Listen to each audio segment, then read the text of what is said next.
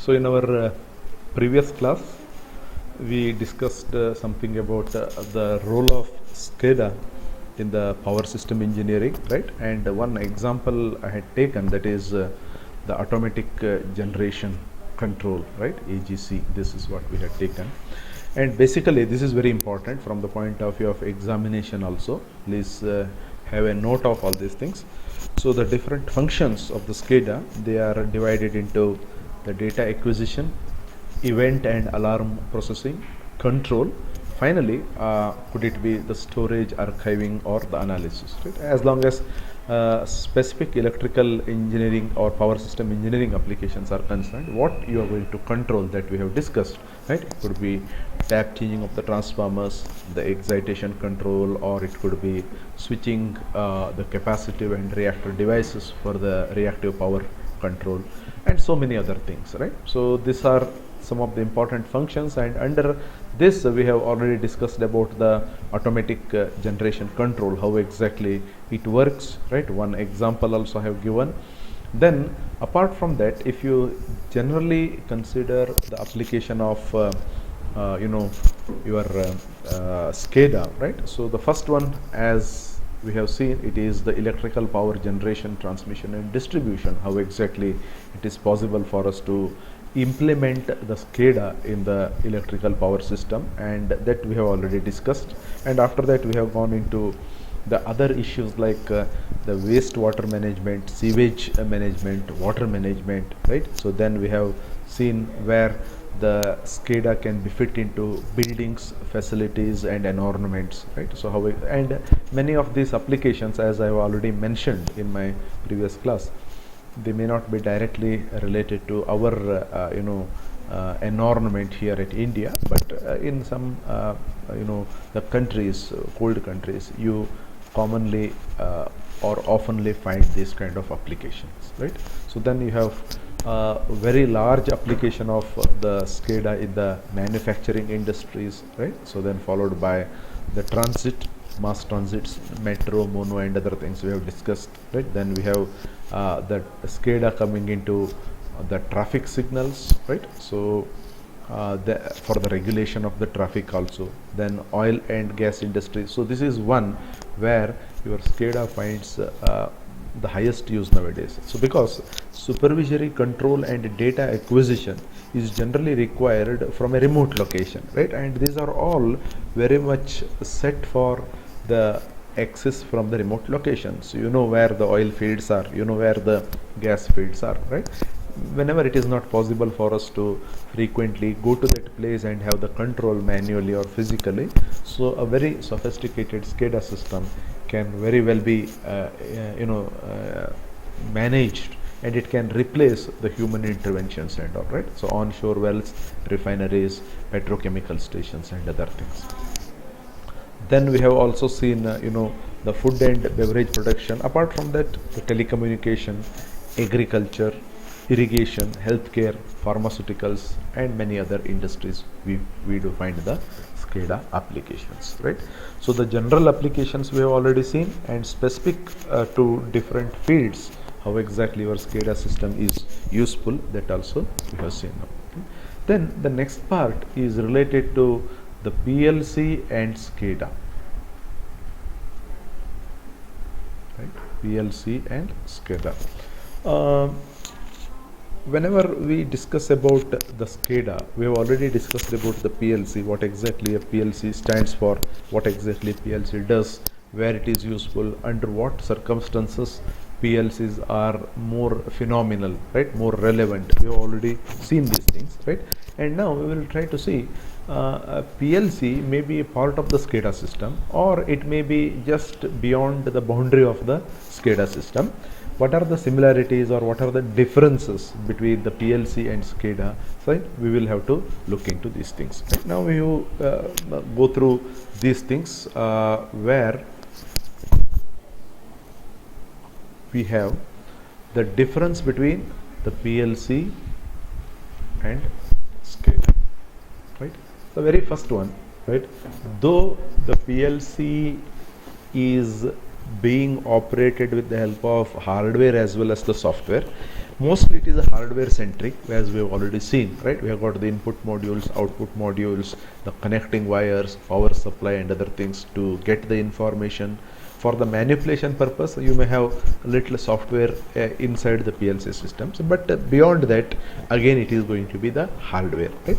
So whereas if you look at the SCADA, it is typically the software based, right? System supervisory control and data acquisition. For all these things, we have already seen the MTU, right? Master terminal unit, or you can even call it as main terminal unit, right? Or we have already seen the operation of the remote terminal unit. We have seen the operation of HMIs, the operators, right? So all these things require typical softwares, right? So though the SCADA also might involve the hardware, it is basically software centric. So the PLCs are generally the hardware centric, whereas the SCADA is the software centric, right? And the other things are quite easy for us to understand apart from what we have here, because we have already discussed these things from the point of view of both PLC as well as SCADA. PLCs are mainly used to control the process of complex industries like motors or running machines, where you have got some hardware, rotating machines, right? Sensors, actuators, relays, stepper motor, right? In these kind of situations, you find the PLCs more useful. But your SCADA is basically used to observe and run the process of a plant, right? And one of the observations might come from your PLC, whatever the data your PLC gives, right? So that is the reason why when I have spoken about the RTU, right? So you may have RTU PLC as a single unit, right? Along with RTU you may have the PLC also. So the different observations for the SCADA, it might come from where it might come is one of that is your PLC, right? So now that is then,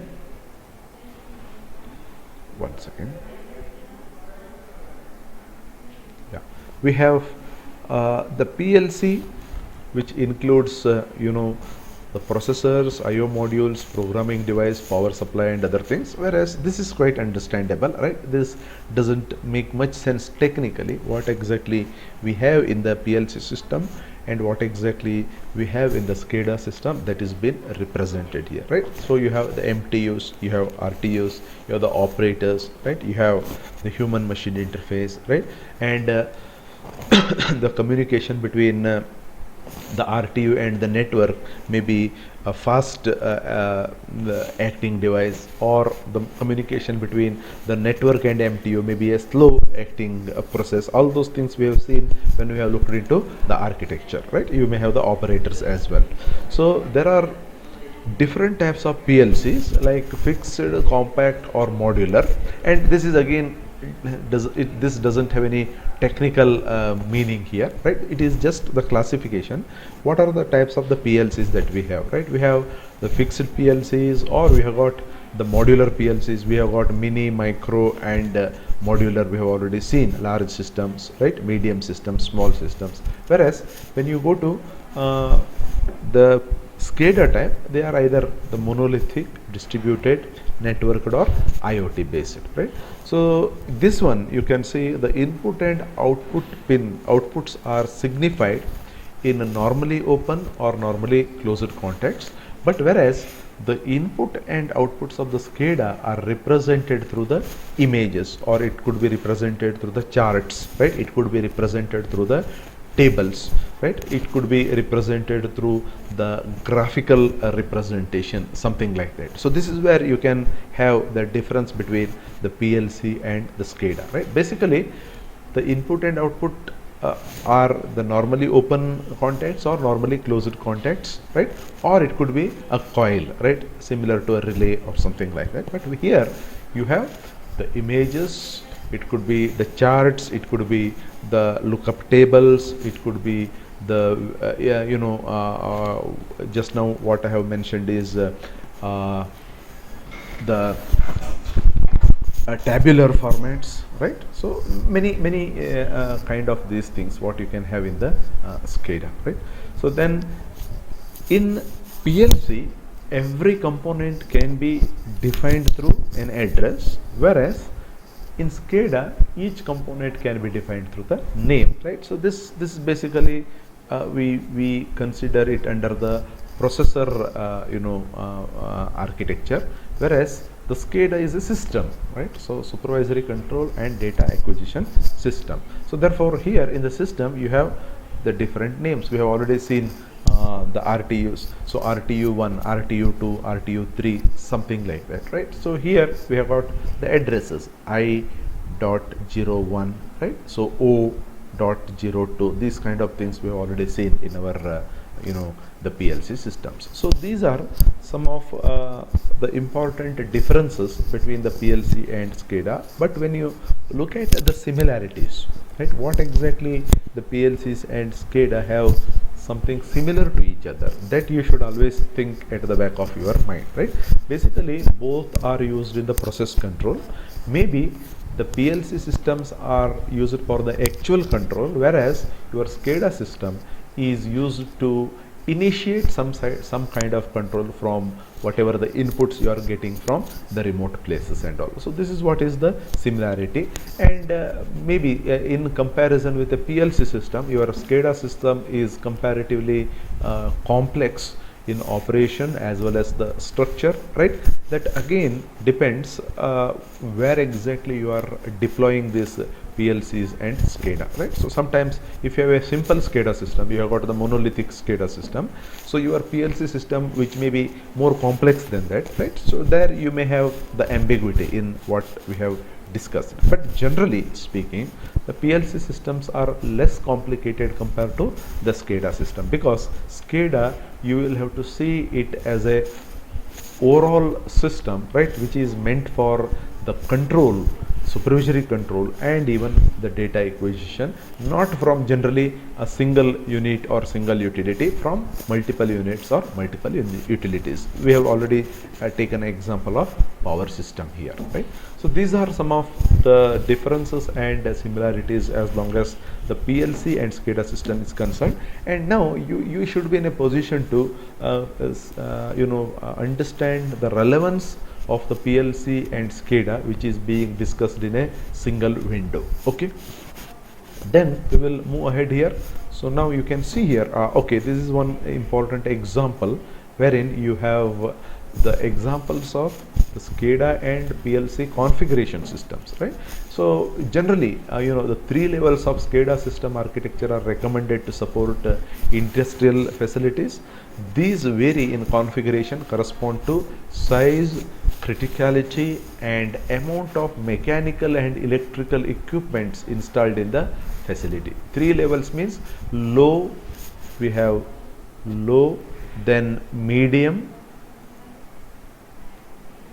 and large, right? So these are the three types of entities that you can have in the PLC SCADA system configuration. Now if you look at this diagram, right, so both SCADA as well as PLC are being represented in this particular diagram.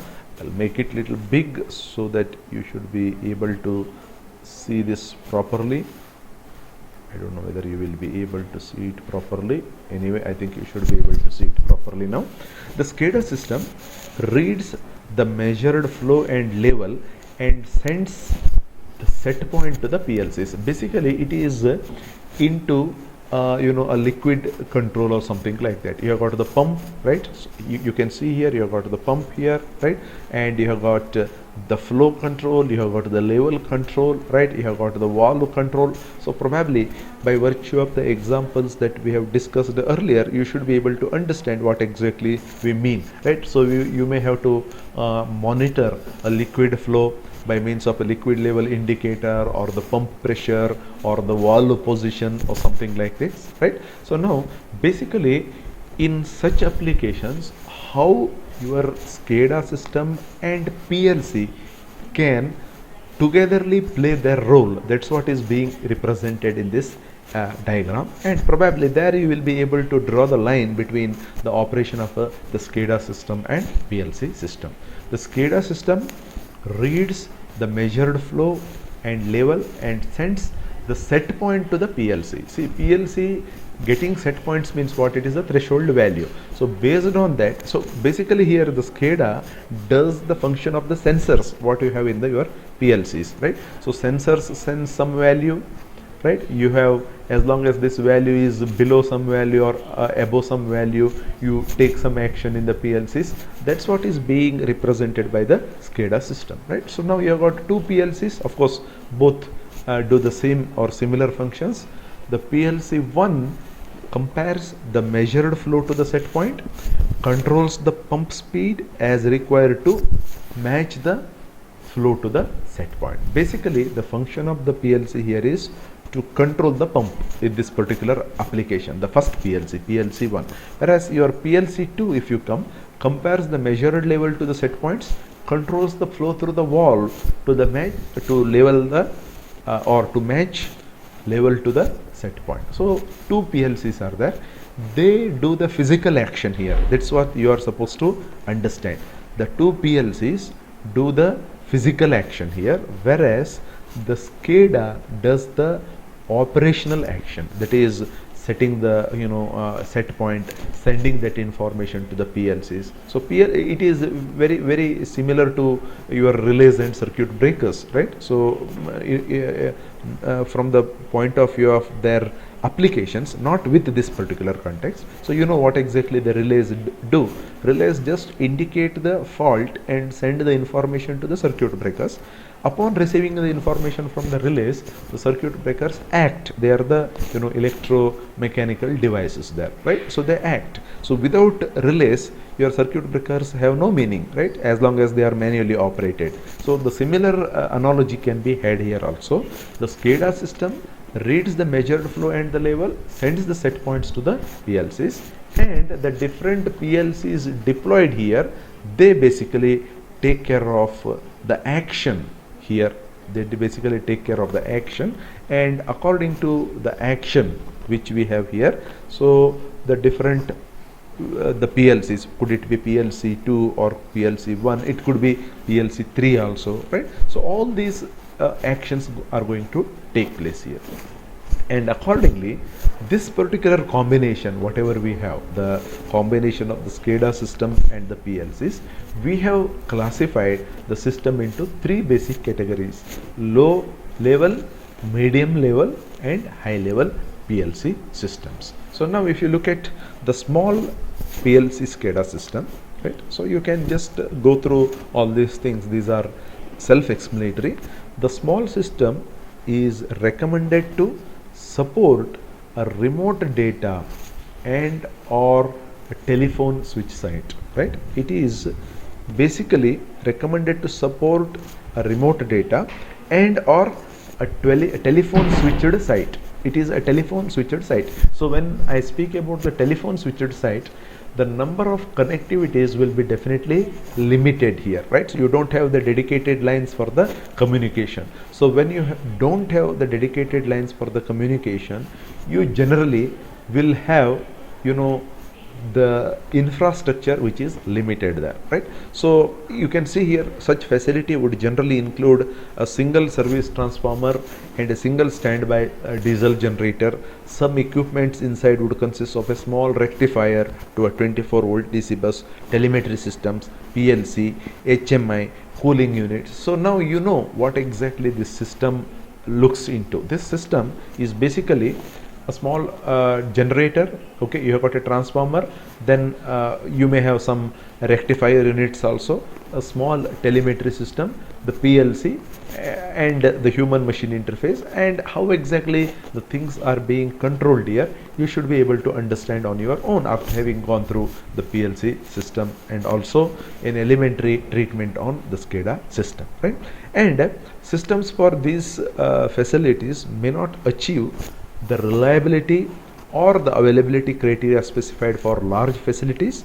The level of SCADA system redundancy should reflect the mechanical and electrical system redundancy. So the meaning here is when you have got the limited infrastructure, right? So when it is very much similar to your standalone system or the monolithic the SCADA system, where you have got the limited number of PLC systems as well, which are dedicated for a comparatively smaller task, right? So when you have comparatively smaller task with the limited infrastructure, it is not possible for us to have a high degree of reliability as we can seek it in case of a better system in the sense the complex system. That's what is the meaning, right? You may have a couple of PLCs, you may have small data acquisition in it, which are meant for controlling a small entity, right, which generally is not communicated or which is not connected to the external system. These are generally called as the small PLC SCADA system, right? So now you can look into a general diagram of this, right? So you can see how exactly your PLCs and the SCADA system can be combined together, right? So you have got a generator, you have got a switch gear, right? So for fuel system you have the connectivity through the PLC, right? So then you have got the status alarms, right? You have got the cooling units, then you have got the human machine interface, finally you have got the telemetry here, right, which is going to somewhere else. So this is a typical example of a small system. You have got a limited the resources here, the limited number of generators, limited number of switch gears, right, and of course the limited number of the control abilities, right? So human machine interface, PLCs and telemetry. So this HMI and this telemetry, it caters to the requirement of your SCADA system. This is the simple example how you can have or you can conceive a small PLC system. Okay, then you have got the medium PLC data or PLC SCADA system. So the medium system is recommended to support a main computer facility which would include multiple service transformers and standby generators with parallel switch gears, large UPS systems, maybe multiple this is the refrigeration machines, means the cooling equipments and all, right, with associated auxiliary equipment. Now the same example what you have taken previously, where you have got one generator, right, one or two cooling facilities, a small switch gear for that generator and a transformer. So all these things are being monitored by a human machine interface and an operator, the PLCs at different localities to read the data and all. Finally the information would go through the telemetry. Now here basically we look into multiple systems here which include multiple service transformer. Whenever we speak about the multiple equipment, right, definitely the complexity is going to slightly increase, right? So this is what is falling under the medium PLC SCADA system. The SCADA system for this size facility should utilize redundant distributed control architecture, right? You have multiple the communication channels, right, multiple control facilities. So this is going to be used in the SCADA system, right? And other things are not required here. This is not related to you. The level of PLC redundancy should be selected based on the design of the mechanical and electrical system. So what you mean by redundancy is the additional things, right? Suppose if some part of the system fails, the other system should be able to take care of that, right? So that's what is called as the level of redundancy. So whether the level of redundancy is applicable to PLC or SCADA, that all depends upon what kind of system is being designed, right? As long as the level of PLC redundancy of the electrical or mechanical system is concerned, right, how much redundancy you should have, that all depends upon the design of the system, whether it is complicated or whether a simple system. Okay, so the medium PLC system basically takes care of the multiple entities, right? So whenever you have got the multiple entities, definitely the level of the communication, level of the other interfaces, right? So the level of telemetry, human machine interface, they are definitely going to be slightly more complex than the low or the small PLC SCADA system, and accordingly your PLC redundancy also can be varied. This is what is the meaning of the medium PLC SCADA system. Then the next one is the large, in fact it is not here, right, large PLC SCADA system. The third one, large PLC and SCADA system, right? So basically here you have got a central supervisory control system, central supervisory system will be there, right? And very importantly, it is going to be networked system. So again, you can recall what we have discussed in our types of the SCADA system, right? So network, it could be networked or it could be even the IoT based, right? So multiple control units may also be possible, right? And the dedicated pathways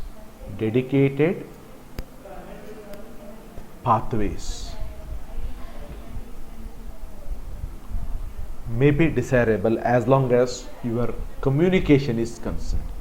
For communication, you may have the dedicated pathways. The general meaning is that you have a most possible complex system here, right? It is called as the large PLC SCADA. You have multiple PLCs. You just think of a power system operation, right? We have already seen the synchronization operations using the PLCs, right? So if at all you have to fetch the data from a central station in the real time, you may have to use a more complicated SCADA system, and accordingly more number of the redundancy in terms of the PLC is also required, right? You may have a central supervisory control, and it is basically a networked architecture, right? So, and here most importantly, the system reliability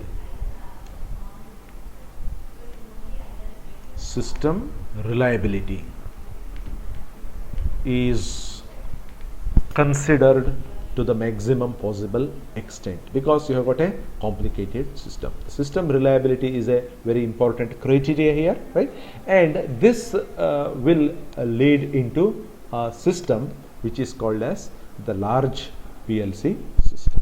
Okay, so now we have gone through the different aspects as long as the comparison between the PLC and SCADA system is concerned, right? The difference or the similarities, then the different types of PLC SCADA systems based on the complexity of the architecture, complexity of the system requirements, complexity of very system itself, right? We classify them into the small system, medium system and large system. In the small system, reliability is not an issue, right? You have limited number of devices or the equipment to be controlled, and accordingly the functionalities of your SCADA as well as the PLC is also limited. We have already seen one diagram. Medium system, slightly complicated compared to the small system, right, wherein you have multiple devices, right, being controlled with the help of slightly complicated SCADA system, which makes use of the computers and all, and the level of redundancy is again it is decided by the electrical or mechanical system design. In the large system, you have more emphasis being given on the system reliability, and you have got a central supervisory control. It is generally networked, even the IoT based systems can be considered, and you have got the dedicated or the segregated pathways for the communication.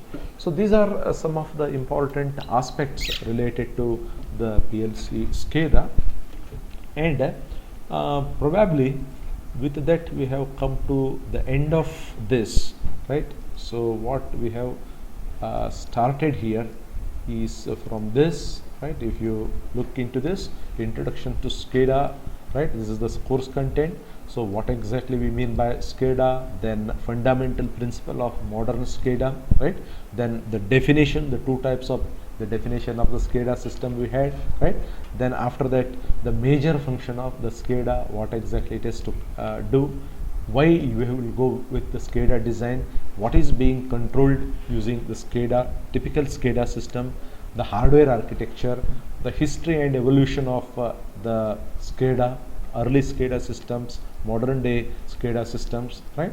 So after that we have gone into the very important concept of the SCADA architecture, how exactly you have the SCADA architecture, the different components of SCADA architecture, operator, HMI, MTU, communication, remote terminal unit and all, right? So then we have specifically seen into some of the basic aspects of the remote control units, remote terminal units. Then the types of the SCADA architecture, monolithic, then we have got the distributed, networked and the IoT based architecture we have seen, right? So then after that, the system configuration, how do you configure a SCADA system? Depending upon what parameter you would configure the SCADA system, right? So there we had 1-for-1 SCADA, then a star or hub SCADA, then we have a party line SCADA. These things we have discussed.